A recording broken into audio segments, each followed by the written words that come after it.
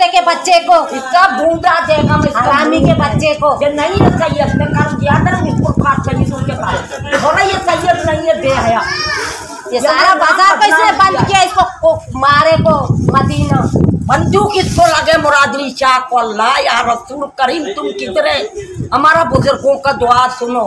ये भंग पीता है, ये लोग आया भी पाकिस्तान का वजीर बन गया। अभी इसको बोलना उतरना टट्टू को जाओ लियारी में, तेरे को बुलाते हैं लियारी में, तूने बड़ा तेरे को बलोच लोग बुलाते हैं। जाओ में आने वाले नहीं गया उधर मांगने के लिए सऊदी अरब में बच्चा कि हम जो है ना मांग मांग के गरीबों के लिए, गरीबों के लिए तुम मांगेगा खुद खाएगा। टक्के वाला खिलाड़ी वाला उसी ने खिलाड़ी वाला तुम इतना बाल उधर जाओ जाओ, बोलो इतना ड्रामा नहीं करो। भड़े का बच्चा कंजर का औलाद, इतना नहीं करो ड्रामा। बलोच से तुम्हारे पर ऐसा कीमा करेगा लियारी में। भड़े का औलाद जरदारी के साथ जरदारी भी चोर बदमाश। जरदारी कौन सा अच्छा है? हमारा अच्छा बेनजीर को खत्म किया। बेनजीर अच्छा था, बेनजीर अच्छा था ना। हमारा मरना होगा नहीं, बंदूक लेके आओ, हमारे को मारो बंदूक दो सारा लेके आओ।